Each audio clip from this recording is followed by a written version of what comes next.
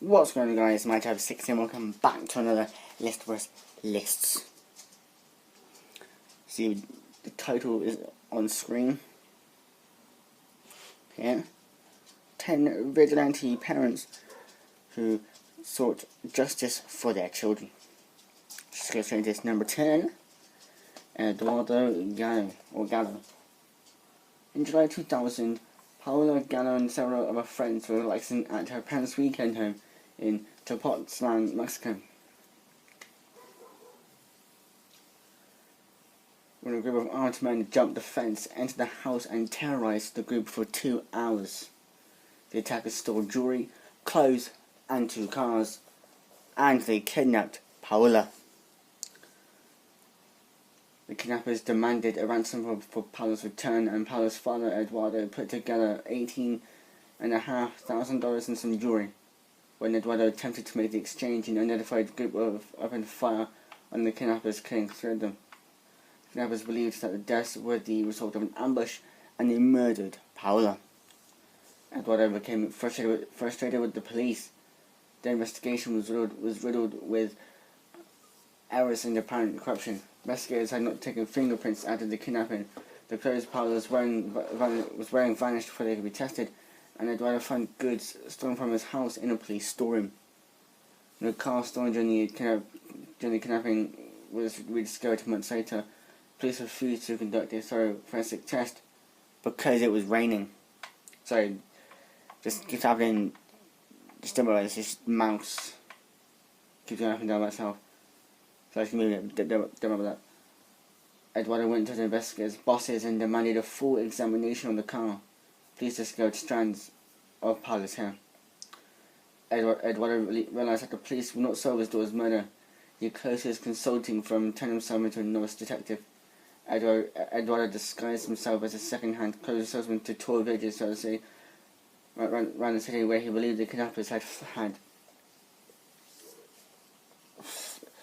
familial connections. Eduardo found the payphone that the gunman was using to keep in touch with other members of his gang.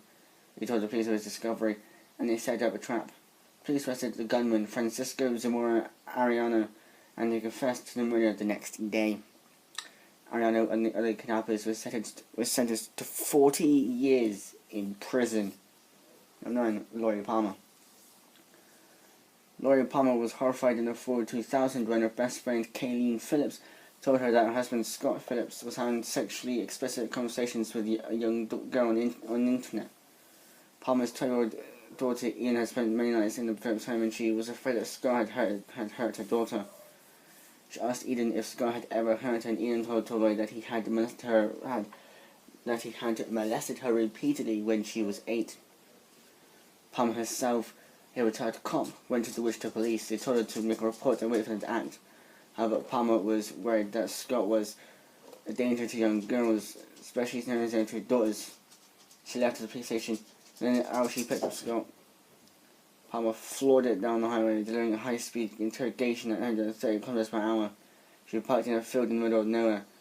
Palmer ordered Scott to remove his clothes and he confessed. Lori, I'm a very sick man, he admitted to funding Palmer's daughter, and he later repeated his confession to the police. Phillips pleaded guilty to felony funding, and he was sentenced to 4 years in prison. Palmer was also arrested. She pleaded guilty to making a criminal threat, and she received 12 months probation. Brandon Moore. Okay. Sean Foster, a close friend of the Moore family in Lorena, Texas, started molesting Madeline Moore when she was just 9 years old. He would grab the child's buttocks and breasts whenever the pair were alone together. His abuse continued over the next 5 years. When she turned 12, he started kissing her, buying her rings and clothes, and giving her money and opening the trunk and see her naked. When Madeline turned 14, Foster suggested they try drugs and have sex. Madeline was terrified that he would drug and rape her, so she told her mother, Leone, that Foster had kissed and touched her inappropriately. Leone and her husband, Brandon, went to the police. Officers told them it could take months to investigate the alleged crimes. Brandon, who was also a sexual abuse survivor, could not wait for the police to bring Foster to justice. He told his wife to take their children to a friend's home, and he took Madeline's phone, pretended to be her, and sent a message to Foster saying he could pick her up for work in 15 minutes. Brandon turned on Madeline's shower and waited for Foster to arrive. Foster showed up, letting himself in the house, and went into Madeline's room and opened the shower curtain. Brandon attacked him from behind. He attempted to beat a confession out of Foster and recorded every detail on his cell phone. He then called the police, and Brandon kept choking and kneeing Foster until they arrived. In 2016, Foster was sentenced to 55 years in prison. Brandon was not charged for the assault. Mob of angry parents. Marcelo Fabian Piccolo was arrested when a 4-year-old girl's mother accused him of molesting her daughter. 6 other parents in Buenos Aires made complaints against him, and in 2010, Piccolo was sentenced to 30 years in prison for sexually abusing 5 children under the age of 5 at a preschool. His sentence was reduced in 2014, and he was released after serving only 4 years. Piccolo joined an orchestra group as a trumpeter. In 2016, he was performing in a concert at a cathedral when a group of angry parents burst in the church. They wore t-shirts with the words, "With the children, no," a rallying cry used by locals in protest of Piccolo's actions and his shortened prison sentence. The parents shouted, "There is a paedophile and a rapist in the church, and he is playing in this orchestra." Piccolo ran and the mob chased after him. They caught him and severely beat him. One of the parents grabbed his trumpet and they split his head with the instrument. Piccolo fell into a coma and he died a month later. Police did not find the attackers. Dracius Cades. Lithuanian Dracius Cades and his girlfriend Liamute Stankunate separated a couple years after their daughter was born. Cades received full custody of the 2 children years later. The girl told her father that she had often been left with her uncles and she described horrific sexual abuse. The child remembered the 3 men's names: politician Andres Usas, Judge Jonas Furmanovicius, and a man only known as Adus. Cades brought the case to the police and he claimed that Stankunate and her sister Violeta Narusevisiene had allowed the men to molest the child in exchange for money. Each of the accused proclaimed their innocence and they accused Cades of slander. The case was investigated. However, Cades felt the investigation was moving too slow and he feared it was being stonewalled. He filmed his daughter's testimony and he sent DVDs to politicians and media members. The case was not brought to trial and Cades grew angry. He appeared on the news when he threatened to crush those pedophiles like cockroaches. Finally, in October 2009, Cades shot both Furmanovicius and Narusevisiene, and he disappeared. On April 17, 2010, his body was found in a lake. His death was virtually an accident. He had choked on vomit after drinking heavily. However, Cades' sister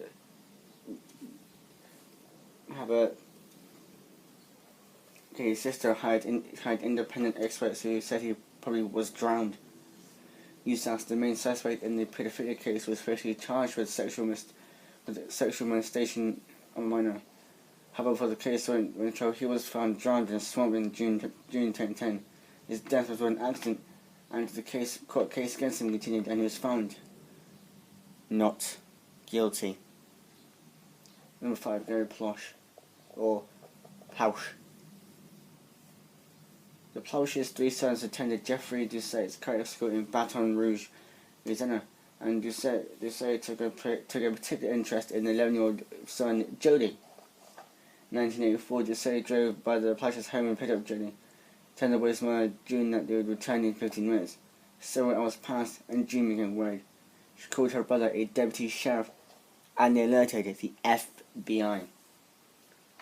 A week passed, and then no leads. After 10 days, Doucet finally allowed Jody to call his mother. The FBI traced the call to a motel in California. Agents found Jody and they arrested Doucet. On the plane ride back to Louisiana, Doucet admitted that he had raped Jody and molested other children. Jody's father, Gary, snapped. He reportedly heard the voice of Jesus telling him that if he did not kill She said the man was continuing to hurt his son and other kids. Gary decided to make sure that he could not fool any kids anymore. He drove to the airport where they said his plane was landing here near some phones and waited. When Gary picked up Bob in the white hat, so this man here in the white hat, spotted the pedophile, he reached for his gun, spun around and fired a bullet directly into Ducey's head. Ducey was brought to the hospital and where he died. Gary was arrested and he pleaded no contest to manslaughter. He was sentenced to 5 years probation and hundreds of hours of community service. In early months of 2018, Walter Rodriguez's 11-year-old daughter was being sexually harassed by a 29-year-old man named Jeremy Acosta, who she met through WhatsApp. Acosta had sent nude pictures to the child and he had tried to convince her to reciprocate. Acosta demanded to meet the girl in July, so she told her father about Acosta. Rodriguez took his daughter's phone and began messaging Acosta. Posing as his daughter, Rodriguez arranged a meeting with Acosta, who agreed to meet on a street in Buenos Aires. When the two met, Rodriguez began to pummel Acosta. He took photos of Acosta's blurred face and shared them on Facebook. This son of a bitch was sending messages to my 11-year-old daughter. He sent her explicit pictures and wanted to meet with her. Rodriguez called the police and both men were brought to the police station. Rodriguez was charged with battery and Costa was charged with online harassment and grooming. Kenneth Faulkner suspected that his 4-year-old and 7-year-old daughters were being sexually abused and reported the abuse to the police department in Maury County, Tennessee. Also was arrested Thomas Williams and he was dictated on 2 counts of solicitation. Williams pleaded guilty to the charges and was sentenced to 3 years of supervised probation. Faulkner was irritated. He accused Williams of molesting his daughters in every way and he believed that the man should have received jail time. The 2 men crossed paths on the street in 2018. Williams smiled and winked at Faulkner. Faulkner decided to take matters in his own hands. He waited until Williams got home and then knocked on Williams' door and asked him, "Why did you do it to my children?" Williams said he did not know, and Faulkner punched Williams in the face and pushed him down the stairs. Faulkner punched Williams at least 10 times while he was on the ground. Police arrived and Williams was taken to the emergency room where he was treated for minor injuries. Faulkner was arrested. Shut up, Evie! Faulkner was arrested and charged with aggravated assault. Shut up! Sorry guys, Evie's being a bitch. In 2010, Barry Gilton and Lupe Mercado discovered that the 17-year-old daughter was appearing in escort ads, which had been placed by 22-year-old Kevin Sneed, a known San Francisco gang member. Gilton and Mercado begged their daughter to break ties with Sneed, but she refused. The couple added their daughter's name to the several missing and Shut up! Several missing and exploited children refugees and a sewer habit from Northwestern. However, they received little response from the police. Gilton and Mercado ran out of legal options and they turned to premeditated murder. Gilton approached Sneed on foot as the gunman sat in his car and he fired 9 shots in the glass. Sneed was not hit by the bullets, but he was injured by shards of glass from the windshield. Sneed recovered and Gilton's and Mercado's daughter still would not return home. The couple decided to try again. Gilton fired a gun at Sneed's car from his own vehicle, striking him 4 times. Sneed crashed his car. He was brought to the hospital where he later died. Gilton and Mercado were arrested and charged with murder and conspiracy to commit murder. Finally, number 1. In 1982, 14-year-old Kalinka Bambursky was discovered dead in her bed by her stepfather, Dieter Kronberg. Kronberg, the cardiologist, administered various sedations in an attempt to revive her. It was unsuccessful, and he called emergency surgery. He called emergency services.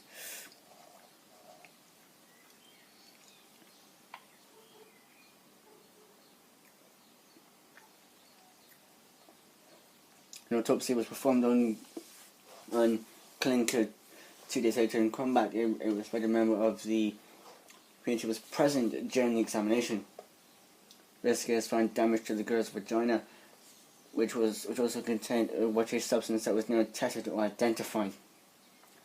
The doctor performing the autopsy removed Klinker's sex organs, and they were never seen again. Investigators also noticed an injection mark on the right forearm. Cormac said that he had injected Klinker with an iron supplement, however, tan more quickly. He also admitted to giving the teen a tranquilizer pill to have her sleep. No toxicology tests were performed on the teen, and doctors could not determine the cause of death. Klinker's father, Andrei Bambersky, read the autopsy report, and he realized that his daughter had been raped and murdered. He became convinced that Cormac was behind the assault, and he pressed for an investigation. Additional investigations established Cormac's injection as the cause of death. French judicial investigators summoned to Cormac for questioning, but he refused to charge to France. Cormac was charged with voluntary homicide. He was convicted in absentia. The German government claimed the evidence was inconclusive, and they refused to extradite him. Bambersky dedicated his life to bringing Cormac to justice. At his job, he spent his life savings and devoted thousands of hours chasing Cormac across Europe. After nearly 30 years, Bambersky realized that the statute of limitations would be overseen, and he knew he had to act. Bambersky hired 3 kidnappers who ambushed Cormac outside his home. They punched him in the face, tied him up, gagged him. "Shut up, you cunt!" I him and threw him away. "Shut up!" I threw him in the back of the car. They drove 214 kilometers and they crossed the border into France. Bambersky could have looked at the police and told them, go to the Rue de Toulouse, across from the customs office. You'll find a man tied up. Police discovered Cormac's identity and they arrested him. He was sentenced to 15 years in prison. Bambersky was given a 1-year suspended jail sentence for ordering the abduction.